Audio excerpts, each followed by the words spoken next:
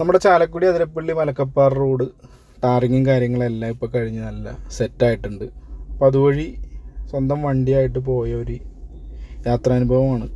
അപ്പോൾ സംഭവം ശരിയാണ്, ടാറിങ് കാര്യങ്ങളെല്ലാം കഴിഞ്ഞിട്ടുണ്ട്. പക്ഷേ റോഡിൻ്റെ എഡ്ജ് ഭയങ്കരമായിട്ട് ഹൈറ്റ് കൂടി നിൽക്കുന്നൊരവസ്ഥയിലാണ് ഉള്ളത്.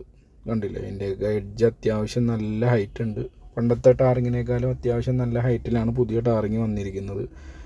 ഇപ്പോൾ ചെറിയ വണ്ടിയായിട്ട് പോവുകയാണെന്നുണ്ടെങ്കിൽ സൈഡും കാര്യങ്ങളൊക്കെ കൊടുക്കേണ്ട ടൈം വരെയാണെന്നുണ്ടെങ്കിൽ എന്തായാലും അതിൻ്റെ അടിയും കാര്യങ്ങളൊക്കെ മുട്ടാനുള്ള ചാൻസ് വളരെ കൂടുതലാണ്.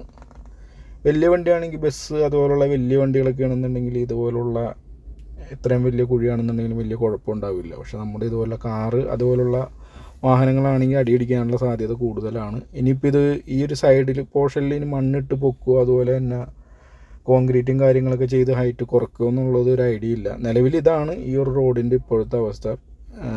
വർക്കും കാര്യങ്ങളൊക്കെ കഴിഞ്ഞിട്ടുണ്ട്. പക്ഷേ ഈ പറഞ്ഞ പോലെ തന്നെ സൈഡിൽ നമുക്ക് നല്ല ഹൈറ്റ് വ്യത്യാസമുണ്ട്.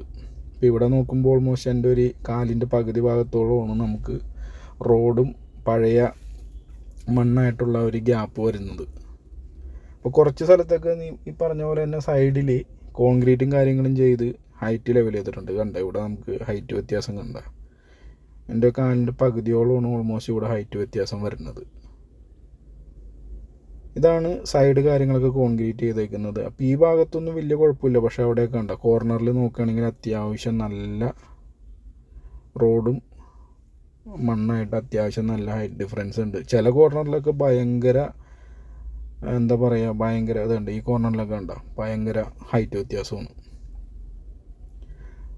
ഒരടിയൊക്കെയാണ് ചില സൈഡിൽ വരുമ്പോൾ. ഇവിടെ കണ്ട ഹൈറ്റ് വ്യത്യാസം എൻ്റെ മുട്ടുകാലിൻ്റെ തൊട്ട് താഴെ വരെയാണ് ഇവിടെ നമുക്ക് ഹൈറ്റ് ഡിഫറൻസ് വരുന്നത്. അപ്പോൾ ഇങ്ങനെയുള്ള സ്ഥലത്തൊക്കെ വെച്ച് വണ്ടി സൈഡ് കൊടുക്കാനാണെന്നുണ്ടെങ്കിൽ വണ്ടി എപ്പോൾ ഡാമേജ് ആയെന്നുള്ള ചോദിച്ചാൽ മതി. അപ്പോൾ ഈ വഴി യാത്ര ചെയ്യുന്നവർ സൈഡ് കൊടുക്കേണ്ട കാര്യങ്ങൾ വരുമ്പോൾ ഒന്ന് പരമാവധി ശ്രദ്ധിച്ച് പോവുക. പരമാവധി ഈ വീഡിയോ മറ്റുള്ളവർക്ക് കൂടി ഒന്ന് ഷെയർ ചെയ്യുക.